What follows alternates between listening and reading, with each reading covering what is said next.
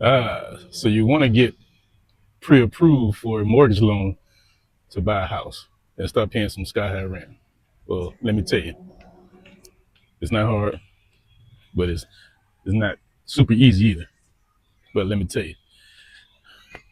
But before I tell you, let me break this down for you. I have a friend named Casey. You might have known from a previous video where she was trying to get out of her expensive apartment and get into a house of her own. She was paying almost $1,800 a month in rent, and she was sick and tired of it. So I recommended that she just buy a house and pay the same amount for the house per month that she's paying for rent.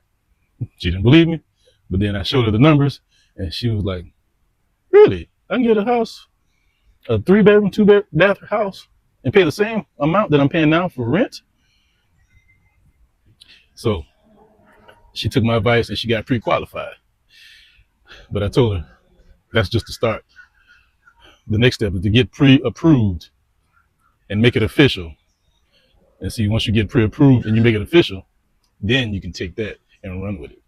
So this is Casey's story. So once again, my friend Casey, she was paying sky high rent. Yeah, I convinced her to take action to get out of that apartment and buy a house. So she took action and she applied online and got pre-qualified. And she got pre-qualified for close to $400,000 as a teacher, school teacher, and she had a side gig. She was doing hair on the side, so her income was a little high, but she didn't have that many bills. So that's what helped out. I mean, you're making about, I think it was like 50,000, close to that she was bringing in after taxes.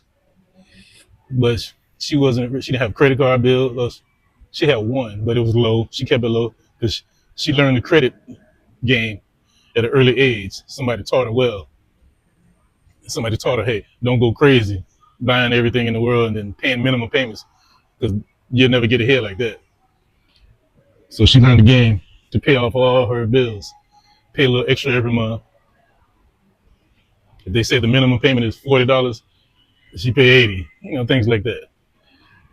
But anyway, she got pre-qualified and she's ecstatic. She's happy, excited, and everything.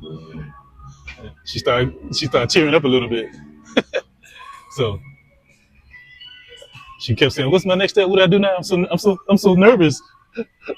I'm like, "Don't be nervous. This is the American dream. Buying a house with a white picket fence." It's a bunch of bull. White picket fence. That's something. Who started that crap? Who started that? A house with a white picket fence. Nobody has white picket fences.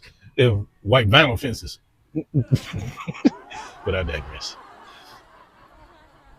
So at this point, what should she do? So I told her, hey, look, now it's time to get pre-approved and make it official.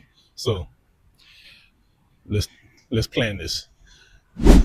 So I told her, hey, I know a couple of mortgage brokers in town, and we can start at that point. We start with them and see the mortgage brokers, they're connected. Or you can do it yourself. You can just contact this bank, that bank, or just go direct to a mortgage lender, not a broker, but a lender. The lenders are the ones who have the money, so you can just go direct to the lender and apply with them. Or you can contact the mortgage broker, and they're connected to hundreds of lenders, and they know exactly what's going on out there with the financial industry out there, as far as mortgages are concerned. Say that 3 times fast. Mortgages are concerned. Mortgages are concerned. So yeah, she took my advice, and she contacted a mortgage broker. Basically, a broker is like a middleman, so they get a commission, they get a piece of the pie on top of what the lender's going to charge. And we're going to talk about all that in a future video. The cost of getting all this stuff done. But right now, we're talking about just applying and making it official. So let's make it official, Casey. So that's it, Casey. Now, do you have any questions? And she didn't know what to ask. I said, well, do a little research online about things what it takes to buy a house, what it takes to get pre-approved for a mortgage loan. So she went online and she pulled up some information on Google, and lo and behold, I mean, it was like information overload. Bright light. There it is again. So she took that information and ran with it, and she was like, "Wow." So the next day, she sat me down, and she's like, "Okay, Tim, let's talk. I need some of these questions answered. I mean, I read it, but I want to hear what you have to say about it." I said, "Okay, go ahead." So she pulled out her phone and she started reading. She said, "Okay, Tim, who do I contact to get pre-approved for a mortgage loan?" I'm like, "Casey, I already told you that, and you're about to take action. You know, you can contact a bank, you can contact a mortgage lender direct, you can contact a mortgage broker, and the brokers will hook you up and connect you to the lenders. And there are tons of people inside these companies that can that you're gonna have to deal with. Like you're gonna have to talk to the loan originator, the loan officer. Uh, Somebody's gonna be calling you from within if they need more information. Typically, it's gonna be the loan officer because that's gonna be your main connection right there. They're gonna be back and forth with you about information that you need to submit to them. But behind the scenes, oh, there's a lot of people back there. Yeah, trust me. But you don't have to worry about it. All you want to do is get pre-approved, not pre-qualified. You're already qualified. You want to get pre-approved. So let's get you pre-approved, all right? And she had another question. What does the lender do during the pre-approval process? Well, okay, well, let's go deep. What are they going to do? They're going to do research on you. They need to know how much money you make. They need to check your credit score. So they're going to need your social security number. And those are the main two things right there. See, when they open up that credit report, it's like opening up the hood of a car. It's like, voila, everything is all revealed. Your life history is right there.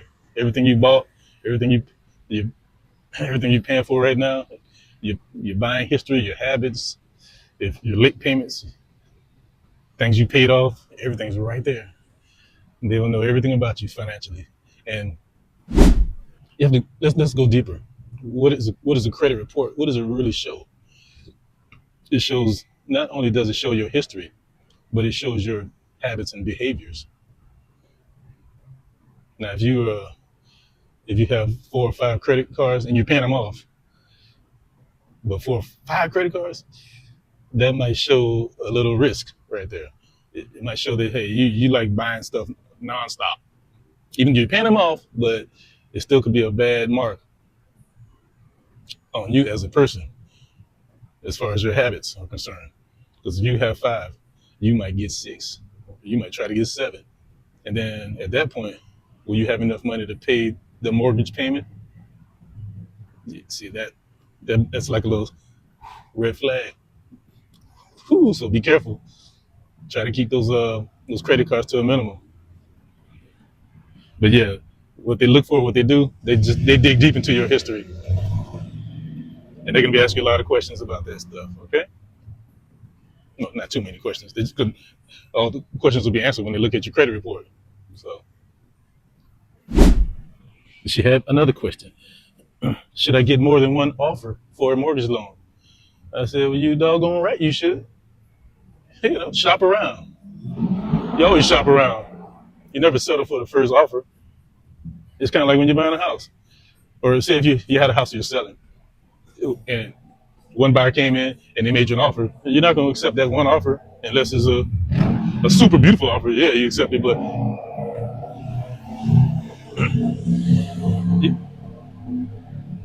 you, you always get more than one offer. You always shop around. Be smart about this thing. And why should you shop around? It's because of it's the fees. See, these mortgage these lenders, the way they make money is they charge you interest or points. That's how they make their money. And all these little fees that they charge to run your credit check on you. They charge you this. They charge appraisals. This, all this. There's a laundry list of fees that they charge for, and so you get yourself an estimate from them, an official estimate from them, and then you go and connect with another one, and then you connect with another one. Get about three, and then you compare them all, and then you go with the best one. Okay. And she had another question. She said, "Well, how far in advance should I get pre-approved for a mortgage?" Well, when are you thinking about moving? When is your lease up? Is it up next month? Is it up in 2 months, 3 months, 4 months? Well, if your lease is up in 30 days, less than 30 days, I mean, you can still go ahead and get pre-approved for a loan. But I'll tell you what, the you might end up staying with your mom and dad for a couple of weeks prior to moving into your house when you get your house, because it typically takes about 30 days for a process of buying a house. It takes about 30 days for everything to go through and for you to get your keys.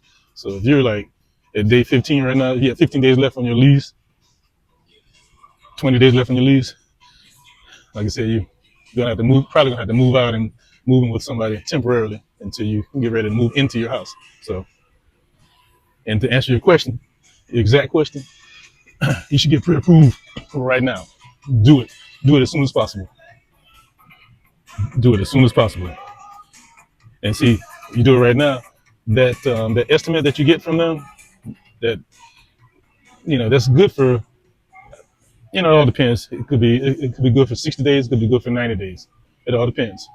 Depends on the market and interest rate fluctuations in the market and all this kind of stuff. So, like I said, just your best bet is to get it done now, so you can have it and hold it. All right. Then she had another great question. She was like, "Is this pre-approval 100% guaranteed?" Well, what is guaranteed? That's a that word is like it's in the gray area. It's not black and white. What is actually guaranteed? Yeah, it's guaranteed. Yeah, you have a piece of paper in your hand. You're guaranteed to have that piece of paper. You're guaranteed to have that loan estimate. Yeah, you're guaranteed to have it. But once again, it goes back to how long. The question should be, how long will this estimate hold up if you get it right now? That's the better question. Like I said, it could be 60 days, could be 90 days, and it's locked in at that point. But after that, things could change. So you just have to play it by ear. Because here's the situation: if you go ahead and get pre-approved, make it official, and then you go through the process, and then all of a sudden, halfway through the deal, they say, "Well, Miss Casey, um, the interest rates have gone up in the market a little bit. So instead of you getting a 4% interest rate, it's going to be about 5.25 now. Are you okay with that?" So something like that might pop up. So just be aware of that situation, okay? And trust me, you don't want that situation to pop up. Going from four to say a 5.25, it doesn't seem like much. That's like 1.25 increase, but that increase could mean thousands of dollars extra you're paying in fees when you add it all up over the life of a loan. Because the life of a loan is about, you know, typical, if 30 years. So that's 30 years times 12 months. That's 360 payments. And that's 360 payments of interest that you're paying to the lender as a fee for them giving you this loan. That's how they make their money. So, but I digress. That's more technical stuff. But you need to know that type of stuff. When you're buying a house, you need to know the ins and outs of everything about a mortgage loan. After all, I mean, this is an investment in your future. You're buying a freaking house, $400 some thousand. I mean, that's a big investment. That's not like you're buying a purse or some shoes or even a car. This is a freaking house. Doggone. $400,000. That's a lot of money. You making $1,800, $1,900 monthly payments on this thing? 2,000. So she had another great question. She said, "Tim, can I buy things during the house buying process?" No. Do yourself a favor. When you get your offer approved by a seller to buy their house, do yourself a favor. Get all your credit cards and put them in an envelope, seal the envelope, and write on it, uh, break in case of emergency, break open in case of emergency, and hand that envelope over to your mom and dad and tell them to lock that envelope up somewhere and keep it away from you. Because here's the situation.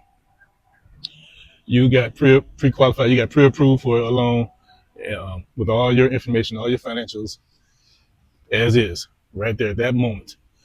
And if you go ahead and pull out that visa and you go down, you want to hang out like the week before with your friends, y'all want to go downtown, go to a restaurant, little bar and grill, y'all want to do girls' night out, fellas, you're going to go out to the club, you're going to celebrate like a week before, and I ain't talking about, I got the drinks, I got no worry about it, I'm about to buy me a house, woo-hoo, I'm going to be in my house next week, and you're going to do a little pre-celebration, and you're going to use that credit card, and you're going to spend about $400.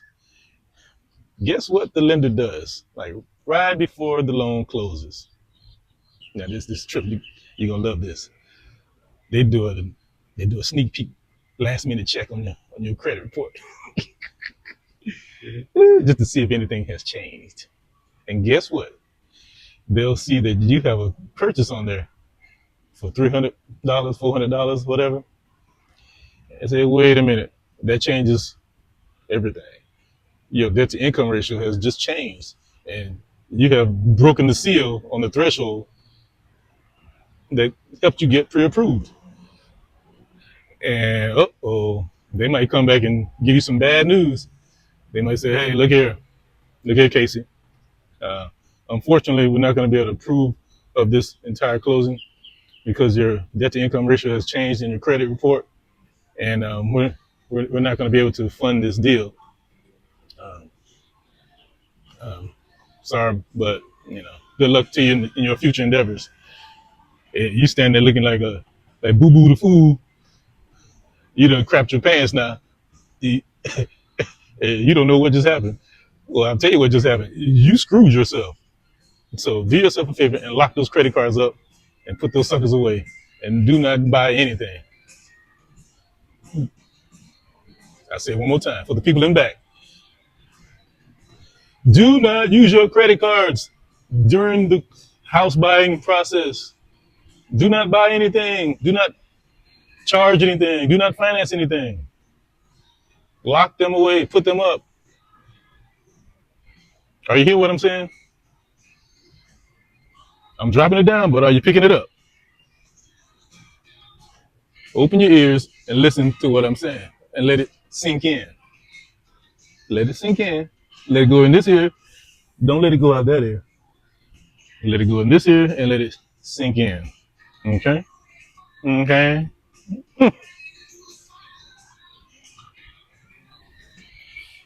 All right. You have any more questions, Casey? Yeah, Casey was rolling, but she had the question. She was coming out the box. I said, Casey, what you got? What you got? What you got? She said, well, does being approved for a mortgage, does it affect my credit score? Well, of course it does. By minimum amount. Anytime somebody runs a credit check on you, it's a ding. We call it a ding. Ding! It's a ding on your credit report, your credit score. Say your credit score might be 720, or it could be say 650, and this is this. Yeah. So you get approved for an FHA loan, and FHA loan, I believe the minimum credit score that you need is, I believe, 640. That bright light again. Now, fact check me now. I believe it's 640 for an FHA loan. Could be 560, but whatever the number is, exactly. You go get that. When they do that credit check on you, it's gonna ding your credit score, and it ding, and it could knock your credit score down by 5 points, and it could knock you under the threshold of qualifying for the FHA loan. Did you hear what I said? Say your credit score is 643, and to qualify for an FHA loan is 640, and they do a credit check on you, and it dings, and it knocks you down to 638. These fools can come back and say you don't qualify for this loan, and they're the ones who did it. So Man, this credit thing is crazy. It's like a game they play, but that's what happens when people run a credit check on you. And always, keep up with your credit score, keep up with your credit reports, look at it every month, make sure there's nothing crazy looking on there. If there's something crazy in there, dispute it, and dispute it the right way, not the wrong way. And I have a future video that I'm going to be talking about how to tighten up that credit score. There are a lot of tips and tricks in there that they don't tell you. You go to Google and type in, how do I repair my credit myself? And how do I improve my credit score? And you're going to get a lot of information. And it's a lot of wrong information too. Trust me. I was at 560 for a long time, about 550, 560. And then I did my own research about how to fix your credit. And actually, I worked for a credit repair company. As I was doing a website for them, and I got a sneak peek into how this whole credit repair business operates and what's going on behind the scenes. And man, it opened my eyes. And lo and behold, I did it. I did it myself, and I repaired my own credit. And now my credit score it fluctuates between 750 and 760 on all three reports. Yeah, I mean, it took me probably about 6 months to do it, but once I got it up there, man, hey, look at it. It's like I dread going to the mailbox now. Every time I go to the mailbox, it's all kind of credit card approval coming through there. You've been pre-approved for $2,500. You've been pre-approved for $1,500, $5,000. I mean, it's just nonstop every day. Discover, American Express, Visa, MasterCard, you name it. I'm getting approved. Whoa, I'm getting attacked out here. I'm getting pre-approved for some crazy bugs out here. Is that a bee or a fly? On those little baby walls. What in the world? The ones that they dig holes in the side of a wall and they live in the hole. What in the world? Hate those things. But yeah, what was I saying? Before I got assaulted. And so B was like, man, wrap it up. Yeah. So yeah. Anyway, I can go on and on about credit. Don't get me started. But like I said, I'm gonna create another video to talk specifically about credit. Because this channel is gonna be off the chain. Matter of fact, it is off the chain. It's here to help people trying to buy a house that are in a bad situation. So Casey was like, all right, okay. Yeah. She had another great question. She said, Tim, what's the best way to get pre-approved for a mortgage? I'm like, wait a minute, we've been talking about getting approved. And she said, what's the best way? Now that's a deep question right there. What's the best way to get pre-approved? Well, best way basically is, well, step one, tighten up your credit score. Okay? I don't want to dig too deep into that right now, but tighten up your credit score.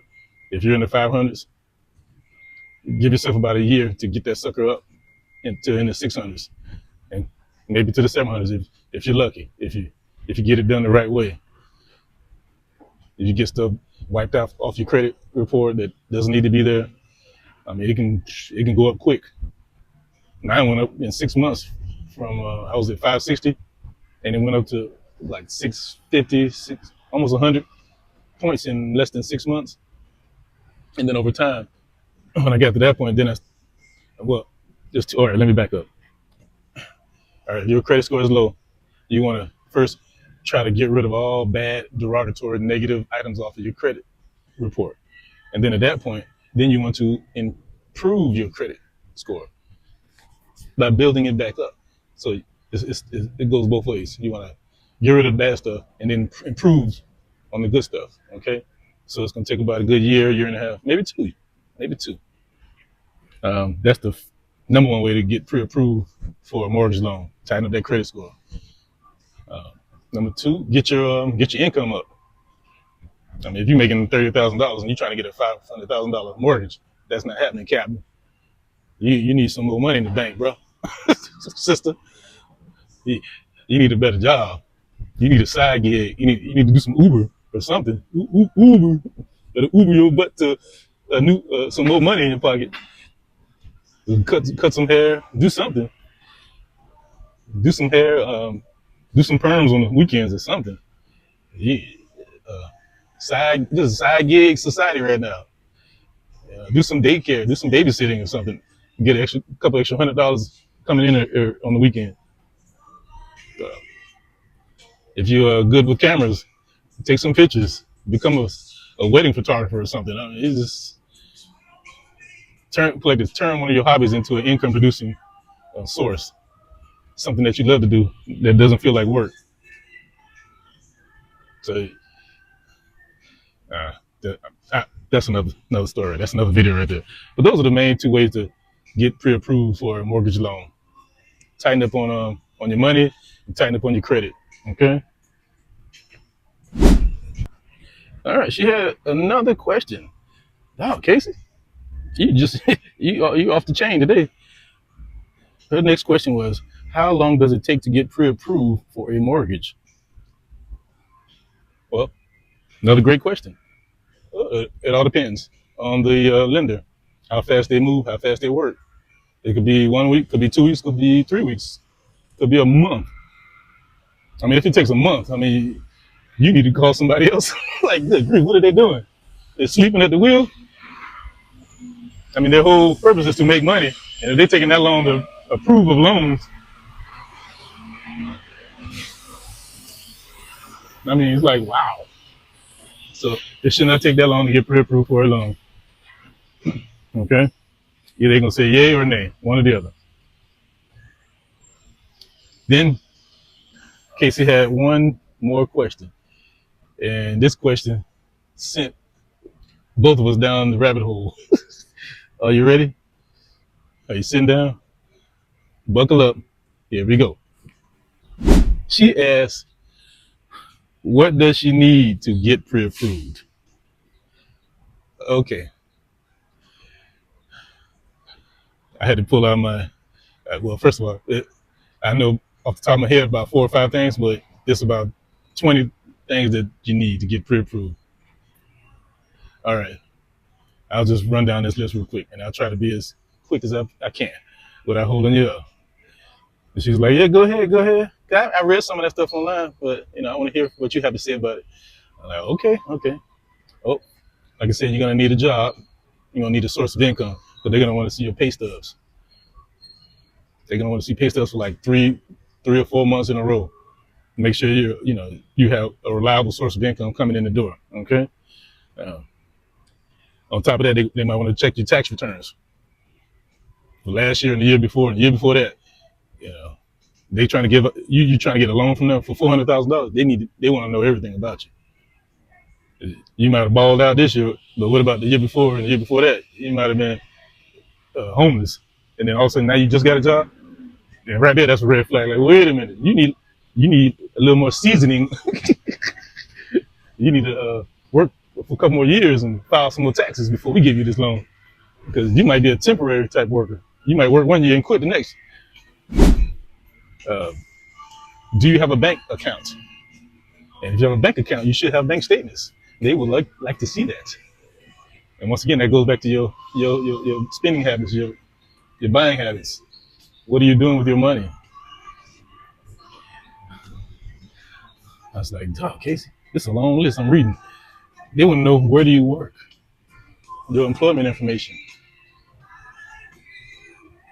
They want to know your employment information, where you work, who's your employer, how long have you worked there, what's your situation looking like? Are you up for a raise, promotion? Are you a manager? Are you just a flunky employee? What do you do for a living? Where does your money come from? Are you a low-level employee? Uh, are you making pennies, or are you making bank? Like, you got to tell me something. And they want to know all this stuff.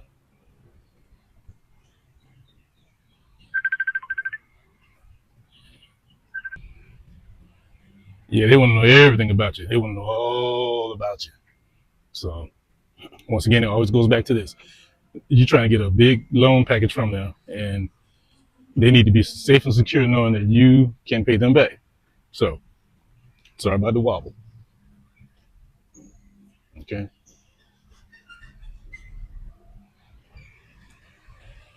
What else do they need? Like I said, if you own a business, if you don't have a job and you own a business, they need to see all that information. They need to see business records, your financials. They need to see the breakdown of all that. They need to see what's going on. Where's your money coming from? Can you can you prove what you're saying? Is it true what you're saying? Are you making stuff up? Are you trying to scam us? So they need to know all that information. Here's another one for you. Do you have any other income sources? Once again, that goes back to side hustles, part-time jobs. And not only that, it could be any other sources. Are you a real estate investor? Do you have rental property, stocks, bonds? Are, are you getting alimony checks? Are you getting child support? Other income sources? What are you getting in the door to help provide for your lifestyle? What can you show that says that you have money in the bank, and where's that money coming from? Is that a reliable source of income that we can justify and check into? And once again, your bank statements for the past 2 years. They want to look at all that stuff. Now, do you have any other loans out there floating around? Not credit cards, loans. Because credit card is typically is really a loan, but it's not really a loan. No, it's not. That's just stuff you went to the store and just bought, and now you have to pay it back with interest. But do you have I'm getting attacked by leaves down here. I'm getting attacked by runners back here. People running behind me. Yeah. Do you have a loan out there, floating out there?